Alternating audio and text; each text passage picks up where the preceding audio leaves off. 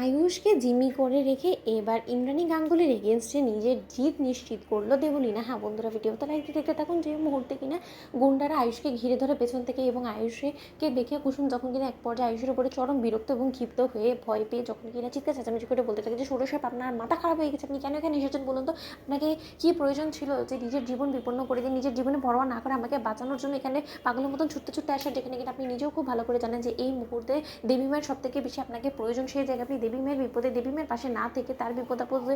সমস্ত কিছু মুশকিল আশা না করে আপনি এখানে ছুটেছেন শুধুমাত্র আমাকে বাঁচানোর জন্য। আমি কে? আপনি আমাকে না বাঁচিয়ে এখান থেকে চলে যান, আমার যা হয় হোক সেটা আমি ঈশ্বরের উপরে ছেড়ে দিয়েছি। আমি যদি পারি তাহলে আমি নিজে থেকে নিজের লড়াইটা লড়ে আমি এখান থেকে বেরোবো, কিন্তু তাই বলে আপনি নিজের জীবনটা উজ্জ্বল করে দেবেন না। ছোটো সাহেব, আপনি আমার কথা শুনে আমি আপনার কাছে হাত জোর করে অনুরোধ করছি। ছোটো সাহেব ঠিক সেই সময় আয়ুষ যখন কিনা বলতে থাকে যে না কুসুম না, যদি বাঁচতে হয় বললাম না আমরা দুজন একসঙ্গে বাঁচবো, এবং এই কালনাগিনী সাপে দেবলীনার হাতে তোমাকে একা ফেলে রেখে আমি এখান থেকে কোথাও যেতে পারবো না এবং আমি শান্তিতেও থাকতে পারবো না। ও যত চাল দেওয়ার ও চালুক, তাতে আমার কোনো কিছু যায় আসে না, কিন্তু ওর সর্বনাশ ঘনিয়ে আসছে এটা আমি নিশ্চিত। ঠিক সেই সময় এক পর্যায়ে যখন কিনা দেবলীনা বলতে থাকে যে ও রিয়েলি, অথচ তুমি তো এখানে এসে আমার জিত নিশ্চিত করে দিলে, যেই কিনা এখন তোমাকে আমি কিডন্যাপ করে ফেলেছি, তাহলে তো এই যাত্রা তুমি আর বের হওয়া হবে না, এবং তোমার মাকে রীতিমতো দুর্বল করে দেওয়ার জন্য তুমি একাই তো 100। এবং এবার যখন কিনা তোমার মাকে আমি নেক্সট টাইম ফোন করবো, তখন যখন কিনা আয়ুষ তোমার মা দেখতে পাবে যে রীতিমতো তুমিও আমার জিম্মায় আছো, ঠিক সেই সময়ই তোমার মা স্বেচ্ছাই এবার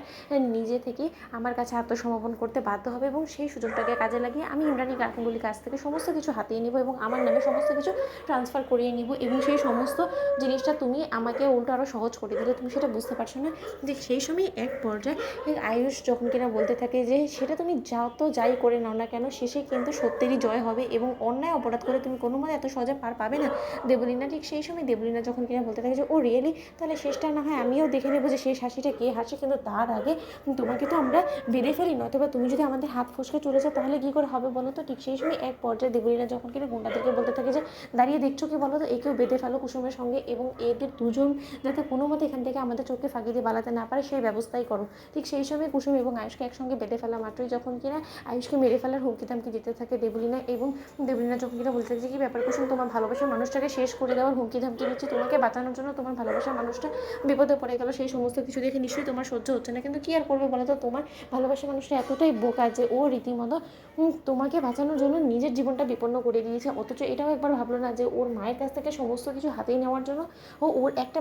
ভুল পদক্ষেপে আমার জন্য যথেষ্ট ছিল, এবং সেই সুযোগটা ও নিজেই যখন আমাকে করে দিয়েছে, তাহলে কী করবো বলো তো? ঠিক সেই সময় গোটা রাত পেরিয়ে যাওয়া সত্ত্বেও আয়ুষের কোনো রকম খোঁজ না মেলে এবং আয়ুষ ফোন রিসিভ না করে এক পর্যায়ে ঈশান ভয় পেয়ে কান্নায় ভেঙে পড়ে। তো বন্ধুরা, লাইক কমেন্ট শেয়ার করে সাবস্ক্রাইব করতে ভুলো না।